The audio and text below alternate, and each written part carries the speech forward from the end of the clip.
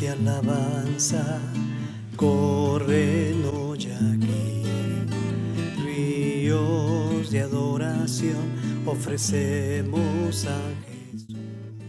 Nuevamente queremos saludarles muy afectuosamente en Cristo Jesús y queremos enviar un saludo hasta la ciudad de Nueva York, donde tenemos seguidores, California, Tennessee, en Nashville, en Oklahoma, en Tulsa, en Oklahoma mismo, la ciudad principal, y también tenemos seguidores en Chicago, tenemos seguidores en Florida y en otras áreas de los Estados Unidos.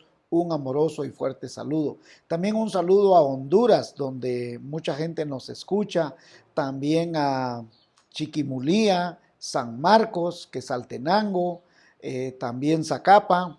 Un amoroso saludo, un saludo también a Sudamérica, donde tenemos algunos seguidores. Les amamos en el amor de nuestro Señor Jesucristo y nuevamente queremos compartir con ustedes de Egipto a Canaán número 3. Esta es una serie que nos debe servir para la vida, es una serie práctica que fortalece nuestra fe, fortalece nuestras energías espirituales para vivir una vida en Cristo Jesús. Así de que el día de hoy estamos de Egipto a Canaán número 3, Dios el legislador y los 10 mandamientos. Muchas personas tienen una idea distorsionada al pensar que el Dios del Antiguo Testamento es totalmente diferente al Dios del Nuevo Testamento. Que Dios, el Dios que sacó de Egipto a Israel, es un Dios que venía arrasando con todo y con todos. Y que el Dios del Nuevo Testamento es un Dios de amor y paz. Pero en realidad existe una idea equivocada acerca de quién es ese Dios.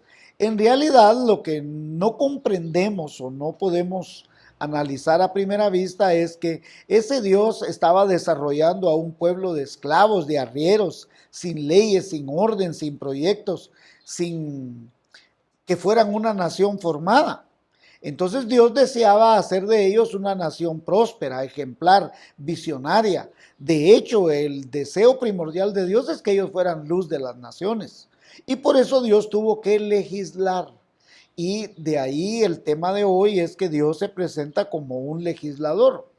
Y el propósito de esas leyes en el cual Dios se presenta como un legislador es el deseo de Dios que lo conozcan, que conozcan su carácter, su moral, su manera de ser. Y muchos de nosotros, perdone que le diga, hermano, realmente no conocemos a profundidad al Señor. El mismo Job que era un hombre perfecto a los ojos de Dios, que dice él, de oídas te conocía. Y el propósito de Dios es que usted lo conozca profundamente, hermanos. Cuando Dios se presenta como un legislador, cuando usted ve ley tras ley, bueno, ¿y por qué Dios nos pone tantas leyes? No, el propósito de Dios es que quería que el pueblo lo conociera, que esas leyes no eran cualquier ley, eran las leyes de un Dios santo, de un Dios justo. Ahora bien, es importante comprender que un pueblo sin leyes, sin visión, es una nación que iba a morir caminando en el desierto. Los pueblos que no respetan sus propias leyes se vuelven anárquicos. La misma Biblia afirma que un pueblo sin visión se muere. Y también es fundamental comprender que los 10 mandamientos no fueron dados a un pueblo para que fuera salvo, sino que fueron dados a un pueblo que ya había sido salvado y que debería tener una vida de conducta santa y agradable delante de Dios. Paralelo a estos pensamientos, necesitamos asimilar que Dios no había tenido una manifestación total delante de toda la nación como tal, y no les había dado a conocer el propósito de su liberación y el deseo de hacer de ellos una nación santa. Entonces necesitamos poner en perspectiva que la Pascua fue el momento especial de justicia de Dios por medio del cual salvó a Israel. Y para nuestro caso, Jesucristo es nuestra Pascua. Por medio de ese sacrificio glorioso nosotros fuimos salvos de nuestros pecados, de nuestras maldades, del justo juicio de Dios. Y según la Biblia en Romanos, nosotros hemos sido declarados justos por la fe en Jesucristo y no por el cumplimiento de la ley. Así el día de hoy necesitamos estudiar 3 elementos de enseñanza teológica para la iglesia antes de estudiar los mandamientos o las leyes. Entonces, 3 elementos vamos a estudiar: a Dios, la liberación y una vida santa. Examinemos muy de cerca estos 3 elementos. Pues primero es Dios. Dios se presenta y se anuncia con toda su majestad ante el pueblo de Israel. Su revelación en el Sinaí fue acompañada de truenos, relámpagos que pusieron a temblar a todo el pueblo que estaba en el campamento. Éxodo 19:16. Entonces eso nos demuestra que Dios se presenta con toda su majestad. Y Dios deseaba que ellos escucharan su voz, que la aprendieran, que aprendieran a temer a Dios. Y eso fue enseñado a todos los hijos de Israel. Deuteronomio 4:10. Tenían que honrar a ese Dios glorioso, santo. Eso lo vamos a encontrar en el Salmo 24, 7 al 9 y también en Salmos 29, 1, 2 y en el Salmo 96, 6 al 10. Y por otro lado, vea lo que dice Malaquías, el último libro del Antiguo Testamento. Dice: el hijo honra al padre y el siervo a su amo. Por eso Dios podía decir: ahora bien, si yo soy padre, ¿dónde está mi honor que se me debe? Y si yo soy señor, ¿dónde está el respeto que se me debe? Malaquías 1:6. La iglesia, nuestra iglesia y todas las iglesias que se dicen ser cristianas son llamados por Dios a tener el mismo honor y el mismo respeto. ¿Por qué nosotros debemos respetar y honrar a Dios? Primero, porque es Dios. Segundo, es nuestro Señor, es nuestro Salvador. Y también la Biblia dice que es fuego consumidor. Dios, por otro lado, se anuncia como el gran libertador. Primero se anunció con toda su majestad, pero ahora Dios se va a presentar como el gran libertador. ¿Y qué le dice a Moisés? Le da su nombre, le dice Yahvé o Yahweh, es decir, yo soy el que soy. En otras palabras, él está afirmando: yo soy el que salva, yo soy el que libera, yo soy el eterno, el que siempre ha existido, el que siempre existirá, el que cumple las promesas que le hice a tus padres Abraham, Isaac y Jacob. Dios se había obligado a sí mismo bajo juramento a Abraham, prometiéndole multiplicar su descendencia y que sería de bendición para todas las naciones de la tierra. Génesis 22, 15 al 18. Ahí entra usted y entro yo. Dios demostró ante Faraón y ante el mundo que era un Dios activo, que sí cumple sus promesas, que era un Dios verdadero. No era como los otros dioses que habían en Egipto y en todas las demás ciudades. Dios se muestra como el Dios genuino, como el Dios que está activo y como el Dios que quiere salvar a su pueblo. Entonces Dios no solo le va a demostrar a Faraón, sino que Dios le va a demostrar a todo Israel que el Dios que Abraham conoció era un Dios que cumplía lo que le había prometido. Y que ese pacto que hizo con Abraham allá cientos de años atrás iba a ser renovado en el Sinaí. Ahora Israel va a conocer personalmente a Dios y sabe qué clase de Dios. Es uno que cumple su palabra y que cumple su pacto. Y permítame llamarle su atención a algo tan interesante, hermano. Por 400 años, imagínense, cuando el Génesis termina, vemos a Jacob, o sea, a Israel entrando a Egipto con sus 12 hijos y eran 70 y algo de personas. Esas 70 personas, cuando nosotros vamos a ir al Éxodo, resulta que ahora son millones. Pero han pasado 400 años. Y en esos 400 años la Biblia no nos dice nada, hay un silencio. Probablemente usted sienta que del 13 de marzo para acá ha habido un silencio, hasta ahorita finales de septiembre. Pero Dios siempre está obrando. Dios siempre cumple sus promesas. Dios siempre está presente en todo lo que hace.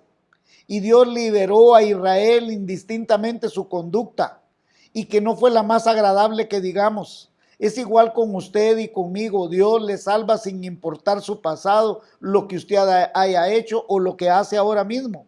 Dios le salva como un acto de amor sin que lo merezcamos.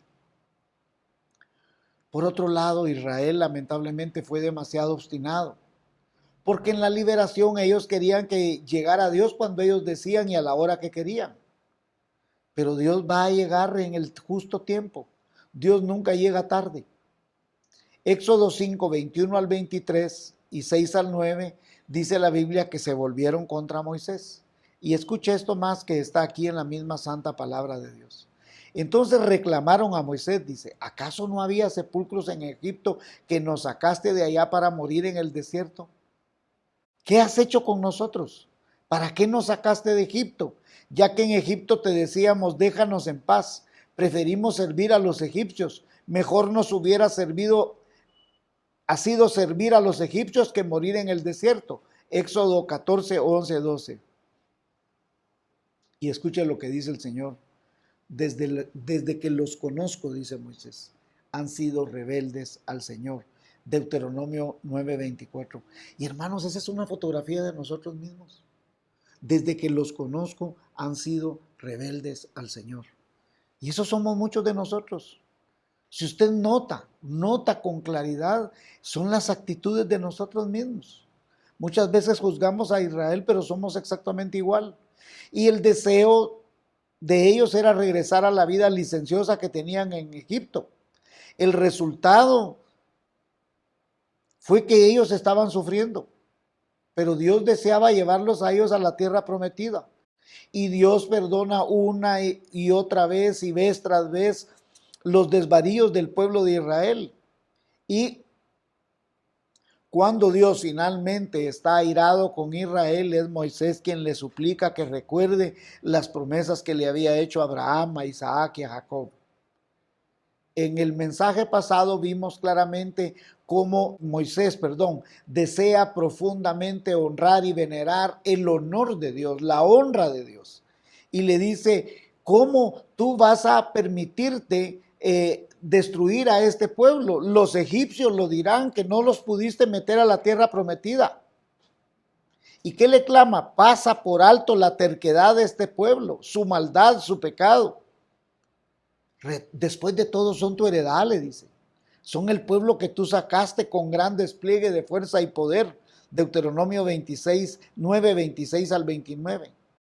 El pacto dado por Dios en los 10 mandamientos son la carta legal. Es un pacto de gracia. Y la liberación de Egipto es una liberación inmerecida. Dios ahora se anuncia como un legislador.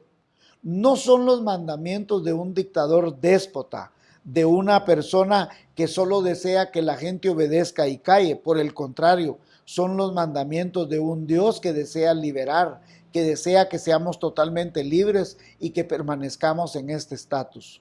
Primero se da la libertad con el Éxodo para luego darle la ley. Esos se funden entre sí y dan como resultado una libertad que establece límites para no volver a ser esclavo. Yo sé que usted me dice, pero las leyes nos ponen límites. Sí, pero son límites liberadores. Por ejemplo, el pez está limitado a vivir en el agua, pero en ese ambiente vive libre. Un pájaro vive libre en el aire, está limitado al aire, pero vive libre en el aire. Por lo tanto, las personas que viven en esa libertad entienden que esos límites le liberan, son los que escuchan la ley de Dios. Un niño puede estar en el patio de su casa rodeado de grandes calles terriblemente peligrosas, pero si hay cercas que le ponen límites, esas cercas le protegen del peligro de los vehículos. Así la ley de Dios nos protege del peligro de las tinieblas y la maldad. Cuando no respetamos las leyes de Dios, es que caemos en desgracia. Por ejemplo, si mentimos y nos descubren, si robamos y nos descubren, si cometemos adulterio y nos descubren, el resultado es terrible. Y por otro lado, si aún no nos descubren, hay un Dios santo que estableció todo. ¿Y qué dice Él? Todo lo que sembramos cosechamos. Después de lo que sembramos y siempre cosechamos más de lo que sembramos. Ponga atención a esto. Ese Dios santo y glorioso que dijo que cosechamos lo que sembramos.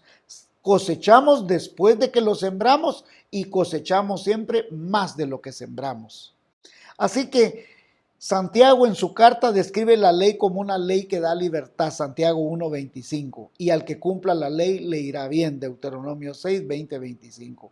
La ley o los 10 mandamientos no es una cadena que oprime, más bien es la preocupación de un Dios santo porque su pueblo permanezca libre y no regrese a la esclavitud. El problema es que el pecado esclaviza y ni siquiera nos damos cuenta de las ataduras, de las cadenas en que caemos. Libremente, por ejemplo, escogemos el licor y libremente nos volvemos esclavos del licor. Y lo digo por experiencia propia. Libremente, por ejemplo, caemos en una pasión prohibida y nos hacemos esclavos, queriendo salir de esa pasión prohibida y nos es imposible salir de esas pasiones prohibidas. ¿Por qué? Porque solo Cristo rompe las cadenas. Ahora Israel va camino a Canaán y no puede ser como los egipcios o como los cananitas, porque es santo y es un Dios diferente a todos los dioses de esas naciones perdidas cananeas. Los israelitas deben vivir un estilo de vida diferente en el mundo. Es una antítesis para el mundo. A un Dios aparte le pertenece un pueblo aparte, un reino de sacerdotes, una nación santa. Éxodo 19:6. Nosotros debemos ser eso, debemos ser un pueblo aparte que vive en el mundo, que estamos en el mundo pero no pertenecemos al mundo. El problema es que queremos ser del pueblo de Dios, pero queremos vivir como los cananeos y los egipcios, vidas licenciosas, que con el tiempo lo que traen es esclavitud. Mire, ponga atención a esto, porque creo que esto nos pasa a muchos de nosotros. Sinceramente es muy fácil salir de Egipto. El problema es sacarse a Egipto del corazón. Y muchas personas, aunque Dios las sacó del mundo, tienen metido el mundo en el corazón. Nuestro corazón debe vivir anhelando las cosas de Dios, no las del mundo. El enemigo de nuestras almas nos ofrece todo. El enemigo de nuestras almas, Satanás, el diablo, el enemigo eterno nuestro, siempre dirá que lo disfrutaremos, que lo gozaremos. Lo que no le dice es que es momentáneo. Lo que no le dice es el precio que usted y yo tendremos que pagar. Piénselo bien, medítelo en lo profundo de su corazón. Número 2, liberación. Moisés es el mediador del pacto en el Sinaí en el Antiguo Testamento.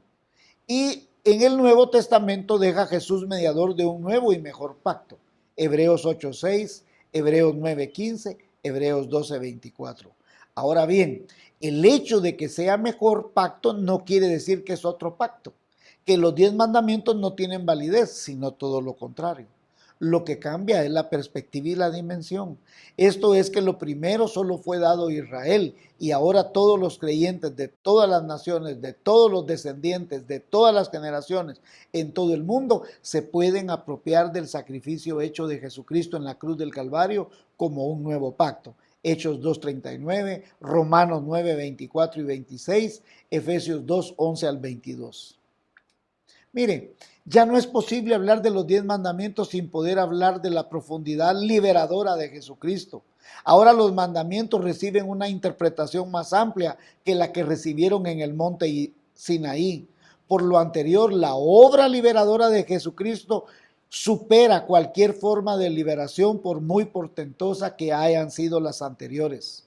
La antigua Pascua se convierte en una nueva Pascua en la que Cristo es el Cordero sacrificado. 1 Corintios 5:7. Ese es el regalo más grande, maravilloso de Dios, que siendo pecadores, Cristo murió por nosotros. Por gracia sois salvos, y esto no de vosotros, sino mediante la fe, no por obras, para que nadie se gloríe. Efesios 2:8 y 9. Esto es importante, reconocer que es un regalo inmerecido. Romanos con exceso de claridad nos muestra que el justo por la fe vivirá, que la gracia inmerecida de Dios vino a nuestra vida mediante la fe en el sacrificio santo, glorioso de nuestro Señor Jesucristo en sustitución nuestra. Así pues, Israel recibió una liberación inmerecida y nosotros también recibimos una gracia inmerecida y hemos sido liberados del justo juicio de Dios mediante la fe en Jesucristo, declarados justos. ¿Y qué es declarado justo? Cuando dice justificado pues por la fe, tenemos paz para con Dios. Justo quiere decir que nos ve no como alguien perdonado, sino como alguien que nunca ha pecado. 3 y final, una vida santa. La vida según la ley es una vida santa. Invocando las misericordias de Dios, Pablo nos invita a que presentemos nuestras vidas de manera pura y santa. ¿Cómo es posible presentarse ante Dios puro y sin mancha si somos pecadores?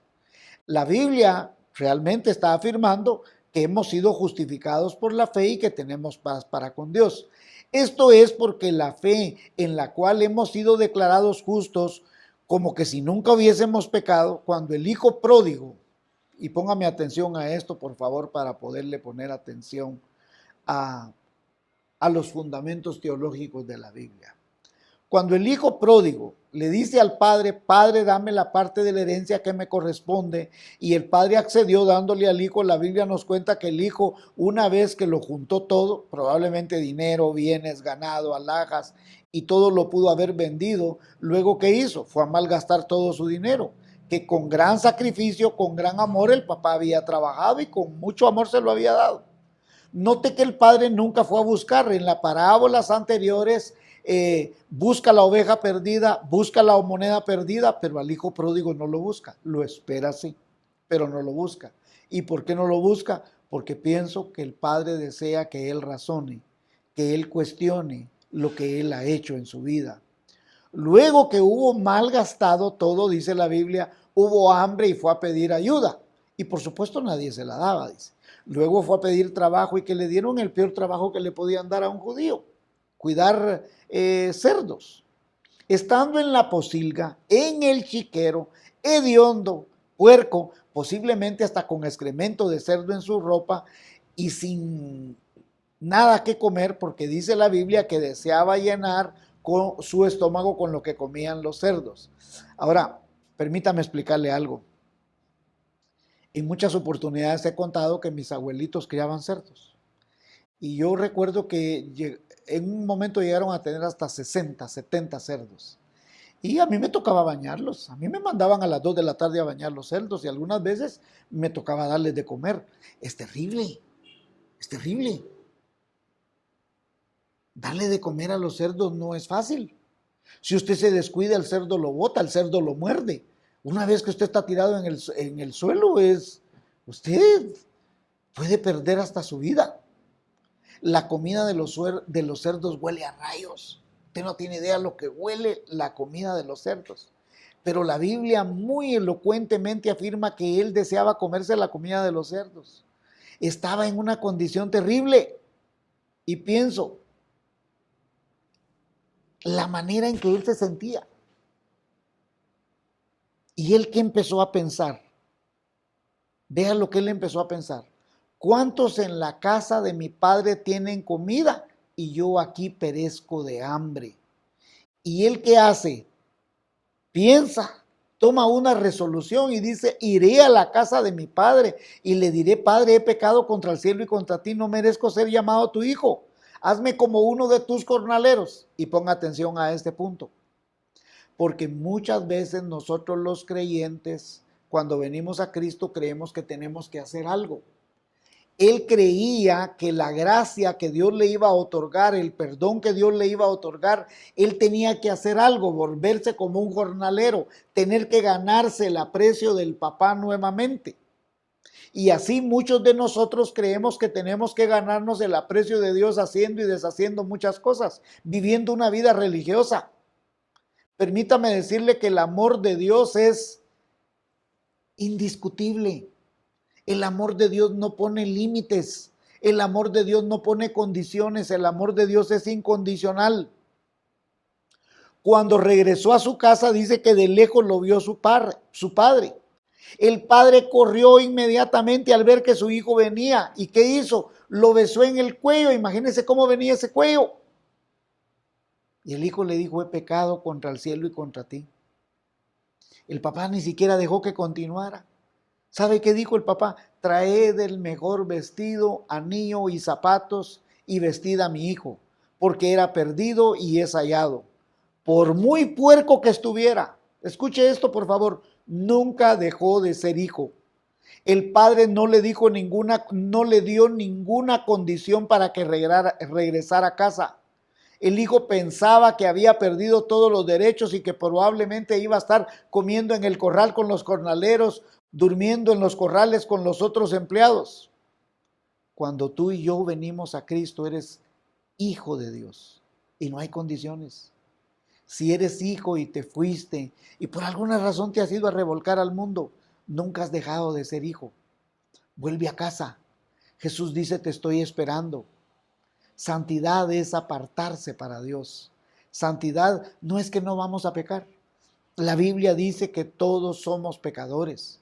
La Biblia dice que nunca, mientras vivamos en este cuerpo, si alguno dice que no tiene pecado hacia Dios, mentiroso, dice, todos somos pecadores. Ahora, ¿cómo podemos vivir una vida de santidad? Acerquémonos a Dios. Confiemos en Dios, en sus palabras, en sus promesas. Apartémonos del mundo. Pongamos la mirada en Jesús, el autor y consumador de la fe. ¿Qué debemos hacer? Si usted nunca ha tenido a Cristo en su corazón, entréguele su corazón a Jesús. Dígale, Señor, ahora comprendo que vivo una vida terriblemente mal. Vivo como ese joven, como el hijo pródigo. Yo quiero ser tu hijo. Quiero vivir como tu hijo. Y Dios le va a abrazar. Dios no le va a despreciar. Viva la vida que viva usted. Se haya revolcado en el mundo donde usted se haya revolcado, Jesús le abraza con el mismo amor.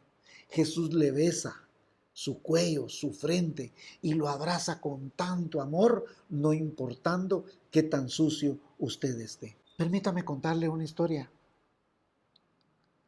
Hace unos años, un tío que ya está en la presencia del Señor me dijo, vamos a visitar una amiga. Él no era creyente en ese momento. Y yo le dije, ¿dónde vive su amiga? Porque él quería que lo llevara en un carro que yo tenía. Y él me dijo, es que ella vive en un prostíbulo. Yo no puedo ir ahí, le dije. ¿Pero por qué? Me dijo, si es una casa cerrada. ¿Y usted qué cree que los hermanos no conocen? Pues, le dije, si los hermanos han salido del mundo también, le dije. ¿Y por qué no le dice? Le dije.